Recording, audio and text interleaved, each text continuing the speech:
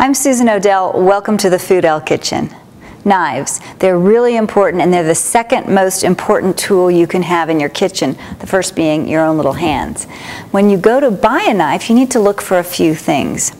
And the first is you want a good blade that's made out of high carbon steel and that's stain resistant. You want it to be forged rather than molded. You also want to make sure the blade goes all the way through the handle so you have a full tang on the blade. The handle should be made out of a really high quality synthetic or a good quality wood so it resists getting germs in there and so you can keep it for a really long time. And finally, you want it to be comfortable in your hand. The three knives that are the most important for you to have in your kitchen are a chef's knife, a serrated knife, and a paring knife. Let's have a look at the chef's knife.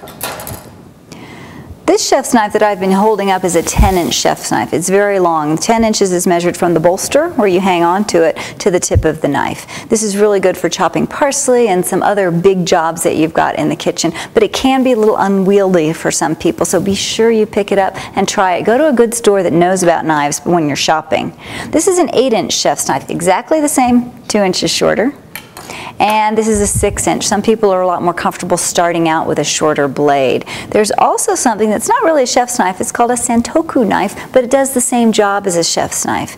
It's also hollow ground is another word for it, Santoku or hollow ground, because it's got these little divots along the side. This might be a more comfortable knife if you're not used to knives at all. If you want to start out using something like this, it's a little more comfortable in the hand and it might be a little more forgiving. Now, a serrated knife. Serrated knives are important because, of course, you've got to cut your bread, you want to cut your cakes, anything delicate you want to use a serrated knife for. It's just a really important knife that you can't really substitute with anything else, so you got to have one around. As far as the paring knife goes, you want this for small jobs. This goes for coring tomatoes and maybe chopping up very fine garlic or ginger, very small things. You need a small knife to do the right job. You've got to have the right tools to make it easier for you in the kitchen.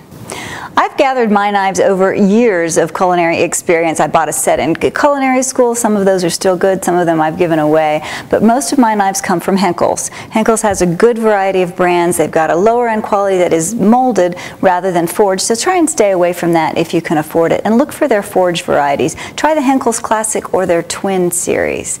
And the better your tools are, the better your knives are, the more fun you're going to have in the kitchen and the more you're going to cook.